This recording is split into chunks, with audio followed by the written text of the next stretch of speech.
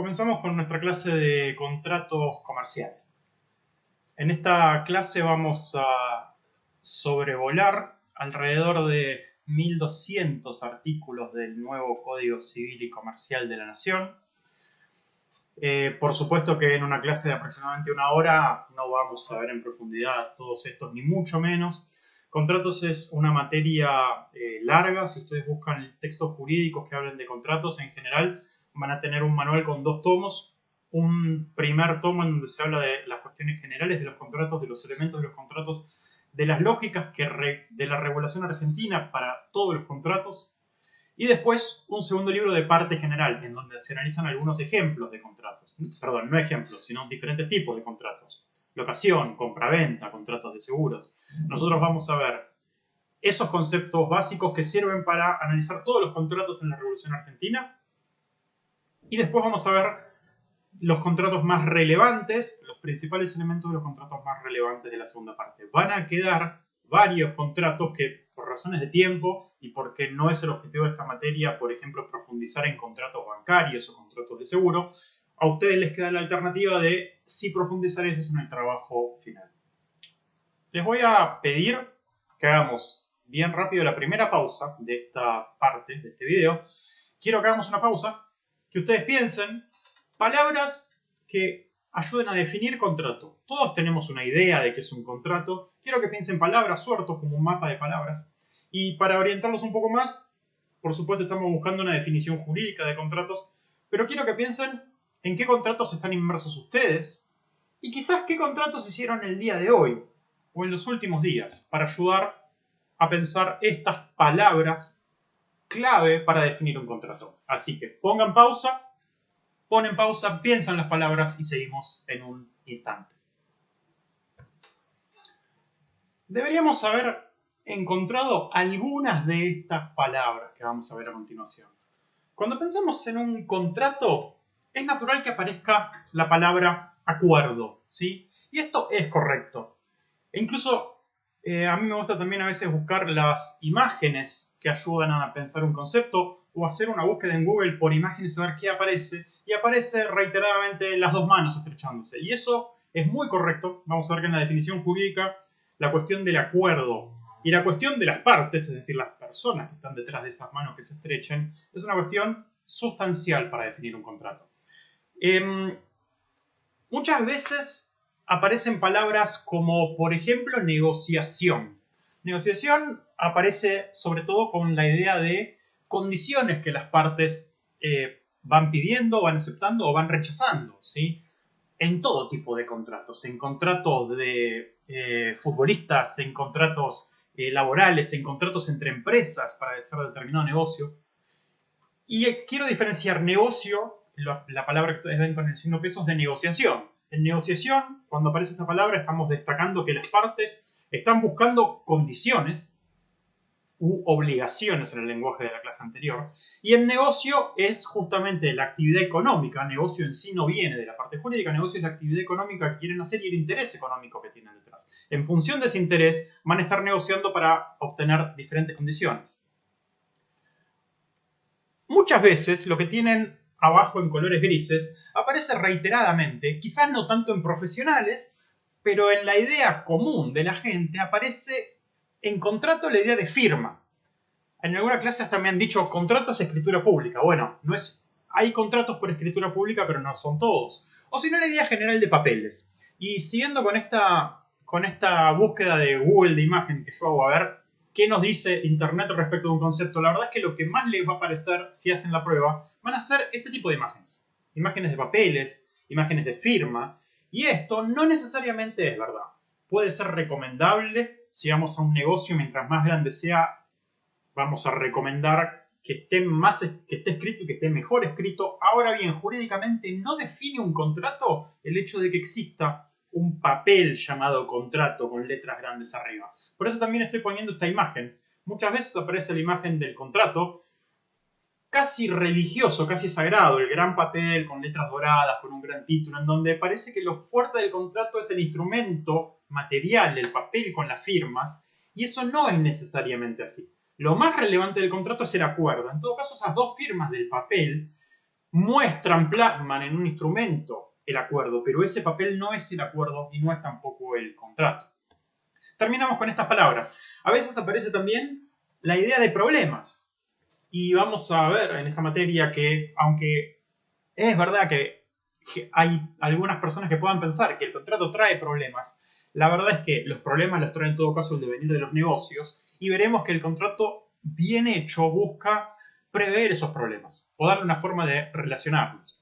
Y por último, cerca de la palabra acuerdo aparece muchas veces la palabra vínculo o relación, en donde pensamos que si vamos a hacer un negocio grande, si va a ser un negocio entre empresas, o si va a ser un negocio de largo plazo, ese vínculo va a ser importante. Las dos partes van a tener una relación muy estrecha, van a tener muchas obligaciones mutuas, pero también, por ejemplo, en un contrato de compraventa sencillo que ustedes hacen en el supermercado, en donde no existe este papel con las dos firmas y las letras doradas, ahí hay un contrato de compraventa. Y el vínculo puede parecer ínfimo, puede ser chico, pero hay un vínculo acotado en el tiempo y sin mayores obligaciones, pero siempre va a haber algún tipo de vínculo entre las diferentes partes de este acuerdo. Vamos a continuar ahora con otra fuente de definición de contrato, quizás no tan ortodoxa. Tengo en mi mano un contrato entre mi persona y un tal Homero Simpson, ofreciéndome su alma por una rosca a la que yo entregué y fue consumida con celeridad. Simplemente pido lo que es mío. Muy bonito discurso, señor. Pero yo pregunto, ¿qué es un contrato? El diccionario lo define como un acuerdo legal que no se puede romper. Que no se puede romper. Perdón, voy al tocador.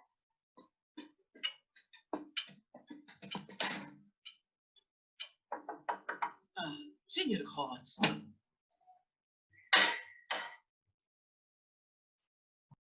Más allá del chiste de los Simpsons, la definición que se da en ese pequeño clip de 40 segundos, vamos a ver que no es tan equivocada.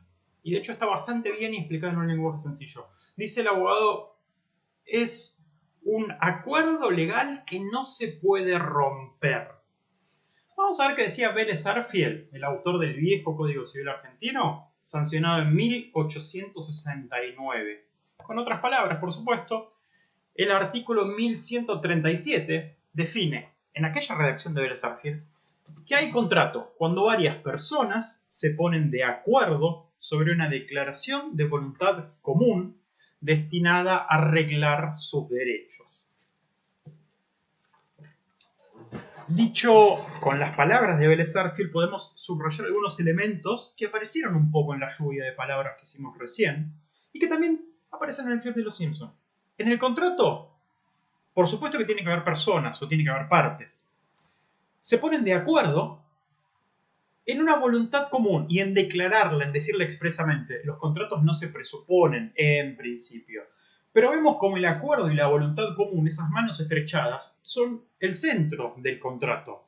Y esto de arreglar sus derechos no es la redacción más accesible, pero arreglar sus derechos, al final del día, como estamos hablando en esta materia por lo menos de negocios, vamos a estar hablando de derechos patrimoniales. Y reglar quiere decir también regular.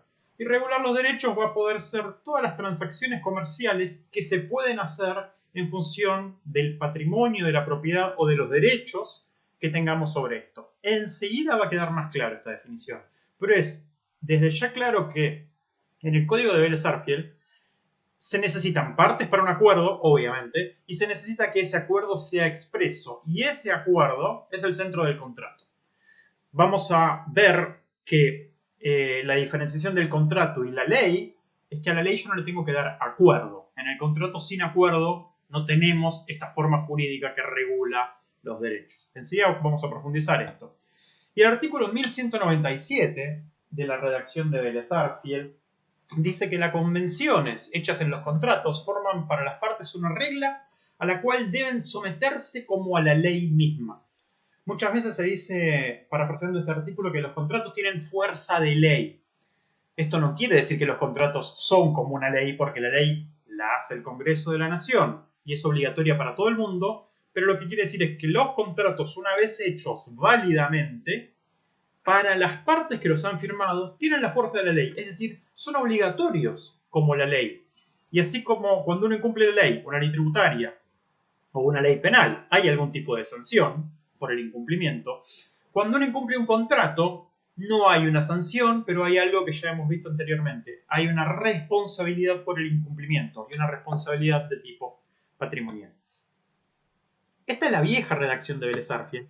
El nuevo Código Civil tiene la ventaja de tener una redacción mucho más accesible, mucho más entendible, de forma tal que vemos el artículo 957, la nueva definición del Código Civil, define el contrato como el acto jurídico mediante el cual dos o más partes manifiestan su consentimiento para crear, regular, modificar, transferir o extinguir relaciones jurídicas patrimoniales. Entonces tenemos un acto jurídico, las partes, el consentimiento y después esta idea de reglar sus derechos nos los explica el Código Civil nuevo de una forma más clara. ¿Qué es reglar sus derechos? Crear, regular, modificar, transferir o extinguir relaciones jurídicas patrimoniales. Estas relaciones jurídicas, reglar sus derechos entonces son todas estas acciones. Las relaciones jurídicas patrimoniales incluyen las obligaciones que vimos en la clase anterior. Y cuando en la nueva redacción habla de las partes, que también lo hablaba el código anterior, y aquí la palabra usada es manifiestan su consentimiento, estamos en este viejo acuerdo de voluntad común. Esta definición del código nuevo es más clara y además nos da ejemplos claros. Crear obligaciones, regularlas, modificarlas, venderlas, transferirlas o terminarlas. Todo eso podemos hacer con las obligaciones y con las relaciones jurídicas patrimoniales. Me voy a saltar el segundo artículo y voy al tercero, que habla del efecto vinculante, actualmente vigente, lo que voy a leer ahora. Todo contrato válidamente celebrado es obligatorio para las partes. Su contenido solo puede ser modificado o extinguido por acuerdo de partes, o en los supuestos que la ley prevé. Esta es la vieja idea de que deben someterse como a la ley mismo, que el contrato es ley para las partes, está receptada de vuelta en este artículo 959 de una forma muy clara. Y voy al último, me salteo el cuarto. El último habla del derecho de propiedad. Los derechos resultantes de los contratos integran el derecho de propiedad del contratante. Integran el patrimonio del contratante. Vuelvo ahora al 958, el segundo que tienen ustedes en pantalla. Libertad de contratación. De esto vimos algo ya bastante. Las partes son libres para celebrar un contrato y determinar su contenido dentro de los límites impuestos por la ley, el orden público, la moral y las buenas costumbres. Acá vemos de vuelta esta tensión entre libre comercio y libertad de contratación y ley y orden público. Enseguida vamos a profundizar un poquito en esto, pero ahí está bastante claro. El principio es, hay libertad de contratación, pero vamos a tener algunos límites que nos pone el orden público. Elementos de un contrato. Elementos son aquellas cuestiones que definen al contrato, lo que tiene que estar presente para que un contrato exista.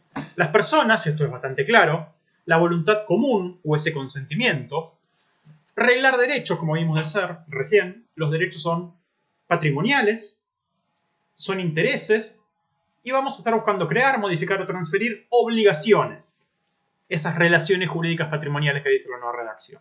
Entonces acá vemos como el concepto de obligaciones que vimos en la clase anterior, ahora aparece como una de las cuestiones que tiene por objeto el contrato. El contrato va a querer reglar estas obligaciones y en general, salvo contratos muy sencillos como de compraventa, donde yo entrego una cosa, me pagan un precio y esas son las únicas dos obligaciones que hay, aún en contratos de compraventa un poco más complejos hay varias obligaciones en un contrato, ¿sí? Enseguida vamos a estar desarrollando esto. El contrato entonces se puede definir dejando de lado definiciones más accesibles o más fáciles de recordar. Una definición un poco más jurídica estricta es un acto jurídico bilateral y de contenido patrimonial. Quiero repasar un poquito de los elementos del contrato. Hay algunos que son obvios, el objeto, qué negocio vamos a hacer, el sujeto, otros que no son tan obvios, la forma, que a continuación en un par de diapositivas que vamos a ver. Pero el elemento diferenciador del contrato, esas dos manos que se estrechan, que para mí es la imagen que tenemos que dar del contrato, es el consentimiento. Pensemos que, como les decía, la ley no implica el consentimiento de las partes. Un impuesto, por ejemplo, tiene un efecto patrimonial clarísimo, pero no hay consentimiento de la persona a la cual le pago ese impuesto. En cambio, un contrato, el principio es la libertad de contratación, pero solo se utiliza esa libertad de contratación y se convierte en contrato si hay consentimiento. Y aunque sea medio obvio, quiero destacar que para que haya consentimiento, el consentimiento es total y absoluto. Yo les hablaba de una negociación, de condiciones, de tira y aflojo. Bueno, si en una negociación no nos ponemos de acuerdo en todo y nos ponemos de acuerdo en un 90% y eso queda en el contrato, ese 90% en el que estamos de acuerdo, dejando de lado el 10% que no, se transforma en el 100% del contrato. Es decir, lo que quedó en el contrato es porque estamos totalmente de acuerdo. Las dos partes en algún sentido tienen poder de veto respecto a alguna de las cosas que están negociando. Lo que queda en el contrato queda sí y solo si hay consentimiento de las dos partes. Nadie puede, ninguna parte, ningún privado puede obligar a otro, puede forzar a otro, para decirlo más estrictamente, puede forzar a otro a obligarse, usando obligaciones como el concepto jurídico que vimos en esta materia. No se puede forzar a otro a tomar una obligación patrimonial y darle un contenido jurídico sin su consentimiento. Ahora vamos a ver que este consentimiento tiene fuerza de ley para las partes. No te puedo obligar, pero una vez que estamos de acuerdo y que tenemos el contrato, esto sí es obligatorio para vos y en caso de incumplimiento genera una responsabilidad patrimonial. Y esta voluntad o este consentimiento tiene que ser expresa, como les decía antes, para que tenga efectos jurídicos. Y aquí al final tienen esto que les decía recién. El contrato es obligatorio para las partes una vez que se expresó el consentimiento. Y ahí les hago un poquito de trampa. Nosotros hablamos en esta materia bastante del orden público. Y yo les digo que el orden público es aquello que no podemos definir. La diferencia entre orden público y contrato, por supuesto el orden público es normativa y el contrato es un acto privado, pero los dos son obligatorios como la ley, los dos tienen la misma fuerza por las partes. Bueno, el consentimiento es el elemento que diferencia estos contratos. Y a los efectos de esta materia también nos interesa pensar que ese consentimiento implica que detrás hay un negocio. En el orden público no hay un negocio, hay cuestiones de bien común, regulación de una sociedad. En el contrato hay intereses, si quieren pensarlo así, negocio o bien intereses, y hay un consentimiento para que ese negocio surja.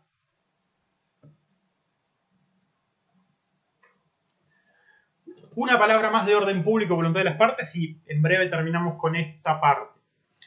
El artículo 962, uno de los que salté en la diapositiva anterior, habla del carácter de las normas legales. Y dice así: las normas legales relativas a los contratos son supletorias de la voluntad de las partes, a menos que de su modo de expresión, de su contenido, de su contexto, resulte su carácter indisponible. Aquí tenemos uno de estos ejemplos de lo que yo pretendo que logremos en esta materia. Leer algo jurídico que en una primera lectura, tal vez medio rápida, uno no está del todo seguro que dice, traducirlo del lenguaje jurídico a lógica de los negocios y entenderlo, aplicarlo. Y aquí hay dos palabras cruciales para poder traducir este artículo: supletorio e indisponible. Supletorio quiere decir, jurídicamente, que yo uso primero determinada fuente para entender la regulación a determinada actividad y segundo, otra fuente. Los que son contadores lo pueden haber visto, que dice en general los impuestos se rigen por la ley que los crea. Y supletoriamente, por ejemplo, para el procedimiento del pago, puede haber en algunas provincias una ley de procedimiento tributario o algo similar. O bien hay algunos regímenes de fomento que tienen normativa nacional y después normativa provinciales. Entonces se rige por la primera y cuando la primera no define como algunos aspectos, utilizo la segunda. En este caso, cuando yo tengo un contrato entre privados, un contrato lícito, de una actividad permitida, etcétera, etcétera, yo, para ver cuáles son mis obligaciones como parte integrante de ese contrato, primero me fijo en el contrato. Y recién después voy a buscar la regulación en la ley.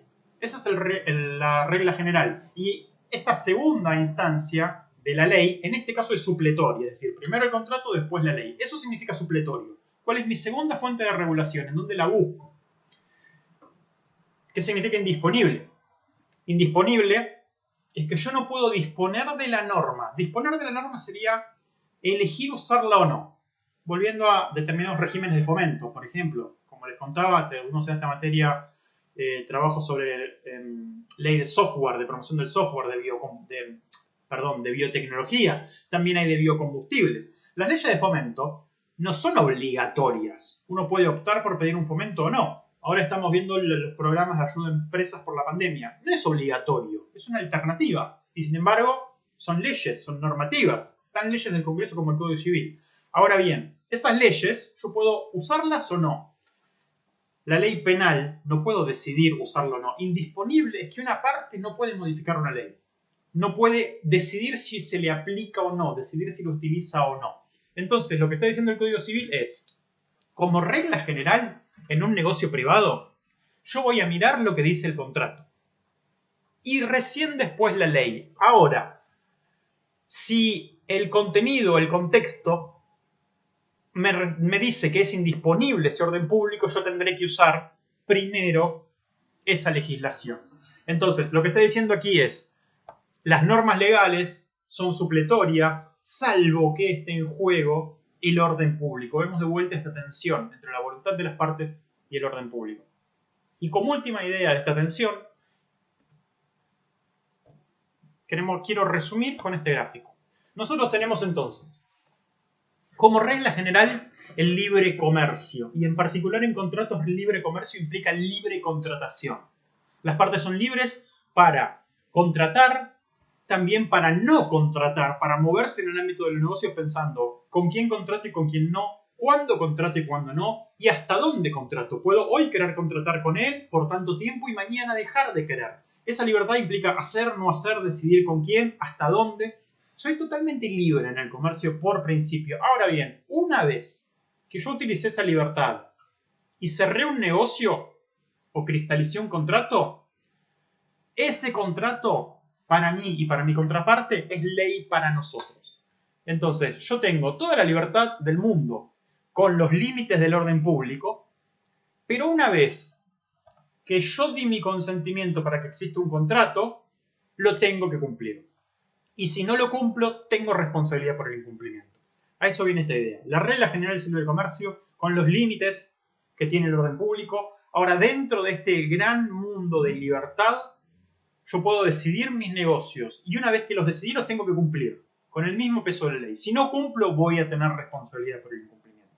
Y vamos a ver que este esquema, que ahora estamos viendo solamente para contratos, se repite para derecho laboral, para derecho de las sociedades. Hay una regla general que tiene límites, pero una vez que yo entré en un contrato, tengo que cumplir, y si no cumplo, tengo que enfrentar una responsabilidad económica por ese incumplimiento.